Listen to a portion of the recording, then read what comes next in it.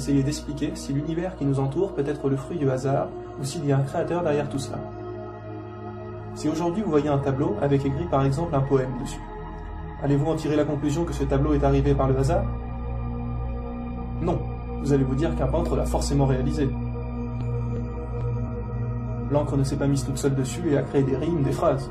Il a forcément fallu quelqu'un avec un pinceau pour peindre et faire ce tableau. Celui-ci n'a donc pas pu arriver par chance. Il a fallu une intelligence pour bien mettre les lettres les unes à la suite des autres pour que le poème ait du sens. Aujourd'hui, la science explique que le fonctionnement d'une cellule humaine est plus compliqué que le fonctionnement d'une grande ville. Les scientifiques sont incapables de créer ne serait-ce qu'une seule cellule fonctionnelle, et le corps humain en possède plus de 50 milliards. Comparé à un simple tableau, une cellule est infiniment plus compliquée. Alors comment peut-on dire qu'une cellule a pu arriver par le hasard, quand on est sûr qu'un simple tableau n'a pas pu l'être? Si l'on vous dit qu'un jour, on a vu une maison se fabriquer toute seule, les briques se mettent les unes sur les autres, la peinture, le toit, vous allez dire que c'est impossible. Il a fallu de nombreuses personnes pour la créer, comme un plombier de manière à ce que chaque tuyau amène l'eau dans les robinets, un électricien pour que chaque câble amène de l'électricité à chaque ampoule, etc. Il a fallu une intelligence pour créer cela, parce que le hasard ne crée rien. Si l'homme n'avait jamais existé, la planète Terre aurait-elle construit toute seule par coïncidence des maisons, des voitures ou bien même des routes? Non, car comme je l'ai dit précédemment, il faut absolument qu'une intelligence soit impliquée, car le hasard ne crée rien. Et pourtant, toutes ces choses qui nous paraissent compliquées, comme les avions, les ordinateurs, où nous savons qu'ils ne sont pas arrivés tout seuls, ne sont rien comparé à la nature elle-même. Aujourd'hui, nous sommes incapables de créer ne serait-ce qu'une fourmi. Alors quand on voit toutes les espèces d'animaux sur Terre, comment ont-elles pu arriver par le hasard quand on sait que le plus simple des objets tel qu'un stylo n'a pas pu arriver par chance? Pour faire ce stylo, il a fallu faire fondre de plastique, le mettre dans un moule, créer un tube, mettre de l'encre dedans, etc. Alors comment un être humain aussi compliqué qu'il soit a pu être arrivé par chance? Certains disent que c'est dû aux milliers d'années qu'il a réussi à s'adapter et se faire tout seul. Mais reprenons le simple exemple du tableau. Si vous trempez vos mains dans de l'encre et vous en balancez sur un tableau blanc, est-ce qu'un jour vous obtiendrez des phrases, des mots, des paragraphes ou des rimes? Non, bien sûr que non. Vous obtiendrez toujours des tâches. Quel que soit le temps que vous y passerez, vous pouvez le faire pendant des millions et des millions d'années, le résultat sera toujours le même. Vous n'aurez seulement que des tâches. Pourquoi? Pourquoi n'aurez-vous jamais de phrases? Parce que balancer de l'encre par hasard sur un tableau ne donnera jamais un poème. Il faut toujours qu'il y ait une intelligence impliquée. Nous pouvons le faire avec n'importe quel objet. Prenons par exemple tous les matériaux d'une voiture, un volant, des pneus, etc.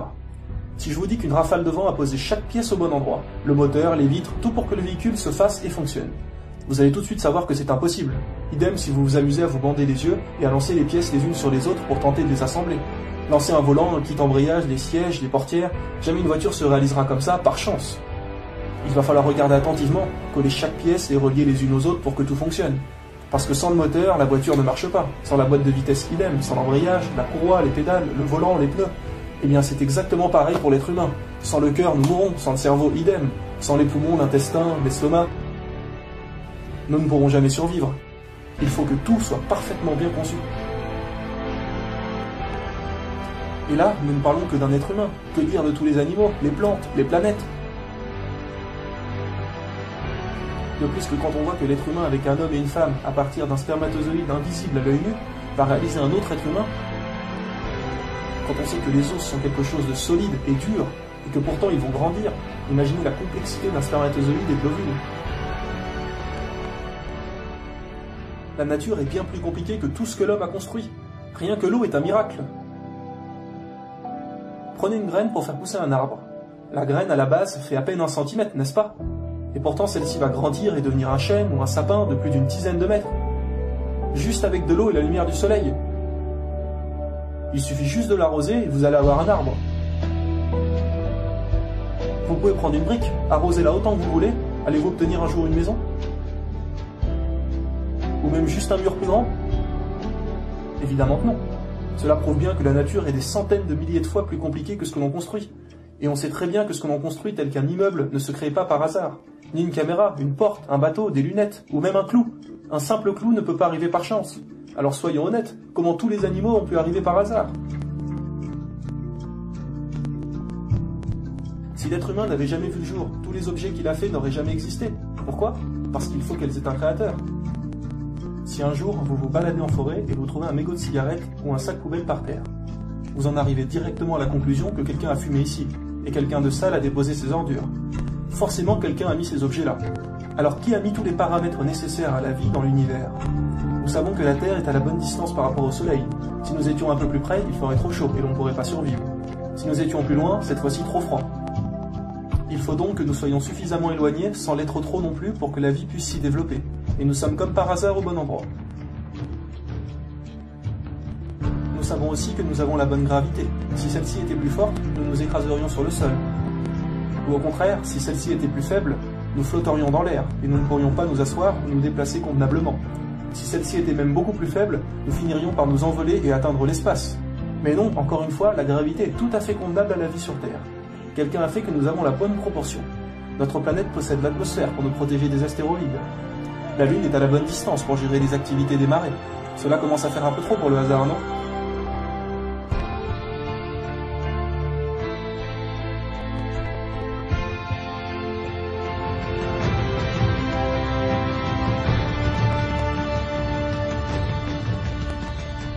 Pourquoi êtes-vous sûr alors, lorsque vous voyez un sac poubelle, que quelqu'un l'a forcément déposé là et qu'il n'est pas arrivé tout seul par chance, ce sac? Pourquoi ne vous dites-vous pas, non, ce sac est arrivé par hasard ici? Parce que vous savez que c'est impossible. Alors pourquoi n'êtes-vous donc pas sûr pour toutes les caractéristiques nécessaires pour la vie sur Terre, comme celles qu'on vient de citer, telles que la gravité ou l'atmosphère? Qui les a mis là? Puisque vous êtes certain que pour un simple sac, ce n'est pas le hasard. Comment ces choses beaucoup plus compliquées que le sac ont pu, eux, arriver par hasard? Si la masse de la planète serait trop faible, elle laisserait échapper les gaz tels que l'oxygène et nous ne pourrions donc pas survivre. Nous savons aujourd'hui que l'air que nous respirons est composé de 21% de dioxygène, 78% de diazote et de 1% de ce qu'on appelle les gaz rares. Si le dioxygène augmentait ou ne descendrait ne serait-ce que d'1%, nous ne pourrions pas le supporter longtemps et survivre. Il faut l'exacte proportion. Qui a encore une fois déposé cette parfaite proportion sur Terre pour que nous puissions respirer normalement? On n'y pense pas, mais on sait que sans manger, un homme peut vivre environ un mois, sans boire à peu près 3 jours, et sans respirer, c'est pas plus de 5 minutes. Il faut absolument qu'il y ait de l'air partout et à volonté, et que sa composition soit parfaite pour pouvoir permettre la vie. Et de plus qu'elle n'est pas seulement parfaite pour nous, mais qu'elle l'est aussi pour tous les animaux, les plantes. Qui a donc conçu tout ça? Comme c'est expliqué précédemment, et nous pouvons le faire avec toutes sortes d'objets, si vous trouvez un ballon de foot sur un terrain, vous savez que des gens ont joué ici et ont laissé leur ballon. Vous n'avez aucun doute là-dessus. Vous savez que le ballon ne s'est pas déplacé tout seul par magie et est arrivé sur ce terrain. Quelqu'un l'a forcément mis là. Alors qui a mis la terre au bon endroit? Si vous voyez écrit sur la plage un texte, vous savez que forcément quelqu'un est venu et l'a inscrit sur le sable. Ce n'est pas les vagues qui ont marqué ces inscriptions toutes seules. Encore une fois, il a fallu une intelligence pour noter cela. Alors qu'en est-il pour toutes ces variables? Qui a tout composé? L'oxygène, la distance Terre-Soleil, etc. Prenons les animaux. Par exemple le chameau. On sait que le chameau peut rester très longtemps sans boire une seule goutte d'eau. Il boit une fois et ensuite il peut attendre plusieurs semaines avant d'avoir besoin de boire à nouveau. L'animal est capable d'économiser l'eau dans son corps. Et comme par hasard, où se situe le chameau? Dans le désert, là où il n'y a pratiquement pas d'eau. Tout est parfaitement bien fait et tout cela ne peut que provenir d'un créateur, et non du hasard.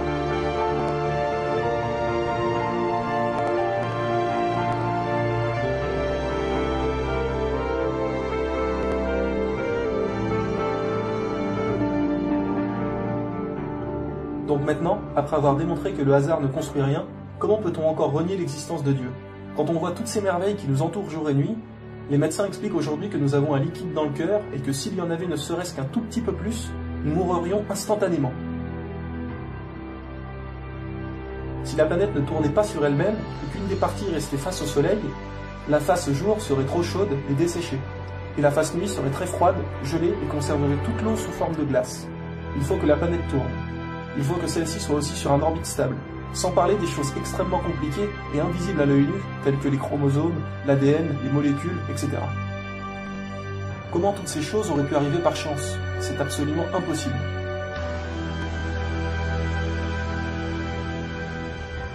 Certains pensent que les choses se sont adaptées pour vivre, que par exemple, l'homme descend du singe et qu'il s'est adapté. Or, on sait très bien aujourd'hui que c'est impossible et que rien ne change et s'adapte. Si par exemple vous mettez un être humain dans l'espace, Il n'y a pas d'oxygène dans l'espace, n'est-ce pas? Est-ce que l'être humain et son corps vont-ils s'adapter pour réussir à vivre sans oxygène? Bien sûr que non, il ne tiendra pas et mourra forcément. Si vous mettez un animal qui vit sur Terre, sous l'eau, va-t-il lui pousser des branchies instantanément pour respirer sous l'eau? Bien sûr que non, il va mourir aussi directement. Il faut que dès le départ, les animaux soient parfaitement construits. Si vous prenez un fruit tout simple, tel qu'une cerise, arrosez-la ou brûlez-la ou ce que vous voulez, allez-vous obtenir un jour une banane? Est-ce qu'un jour la cerise va s'adapter et devenir une banane ou un melon ou peu importe? Ou alors, si vous plantez le noyau de cette cerise, est-ce qu'un jour il va pousser un pommier au lieu d'un cerisier? Vous pouvez essayer pendant des millions et des millions d'années, il y aura toujours un cerisier et non quoi que ce soit d'autre. Étant donné que nous sommes sûrs qu'un simple fruit ne peut changer, comment peut-on alors penser qu'un être humain aussi compliqué qu'il soit puisse lui changer? C'est tout à fait impossible. Beaucoup de gens ne savent pas, mais la théorie de l'évolution a été réfutée depuis très longtemps, et ceci par les évolutionnistes eux-mêmes. Et en y réfléchissant, même si cela avait pu être vrai, et que l'homme descendait du singe, qui aurait alors créé ce singe? Dans tous les cas, il faut qu'il y ait un créateur à la base. Parce que rien n'apparaît tout seul. Le rien ne crée rien. Si vous prenez une boîte vide, est-ce qu'un jour un objet va apparaître dedans? Non, parce que comme je l'ai dit, le vide ne peut rien créer. Donc, si un simple stylo n'est pas apparu tout seul, comment toute la nature est-elle venue? À présent que l'on sait que rien ne s'adapte et que rien ne peut arriver par chance, nous savons qu'il y a forcément eu une intelligence impliquée dans la réalisation des lois de l'univers. Et donc pour finir, quand on sait que les scientifiques sont incapables de créer une seule cellule fonctionnelle, et que l'on en possède donc plus de 50 milliards, alors qui les a créés? Quand on sait que nous sommes incapables de créer un seul animal, que ce soit insecte, mammifère ou peu importe, et que l'on sait qu'ils n'ont pu arriver par hasard, comment ont-ils donc soudainement apparu sur Terre avec leurs caractéristiques parfaites? De plus que certains animaux sont vitaux à la survie de l'homme. On sait aujourd'hui que si les abeilles n'existeraient plus, l'espèce humaine disparaîtrait. Albert Einstein l'a expliqué et a confirmé ce fait, que si tous les abeilles mouraient, les humains mourraient environ 4 années plus tard, car elles ont une importance immense et que sans la pollinisation, les plantes ne pourraient plus se reproduire, et cela engendrerait toute une série de faits, et que la vie ne pourrait plus continuer. Tout doit être donc extrêmement bien réglé. Donc, pour conclure, quand vous vous baladez dans la rue, chaque chose que vous voyez, les véhicules, les poteaux électriques, les immeubles, vous ne vous dites pas, tiens, est-ce qu'il y a un constructeur derrière ça, ou cet immeuble s'est-il construit tout seul? Et quand vous voyez une peinture, vous ne vous dites pas, tiens, est-ce qu'il y a un poète qui l'a fait, ou s'est-il construit par hasard ce tableau? Vous savez très bien que quelqu'un l'a réalisé. Alors pourquoi se poser la question pour toute la nature qui nous entoure, quand on sait que celle-ci est infiniment plus compliquée qu'un simple petit tableau? Il y a plus de 1 500 000 espèces d'animaux différents connus à ce jour. Est-ce que tous ces animaux et ceux qui la suivent ont pu arriver par le hasard?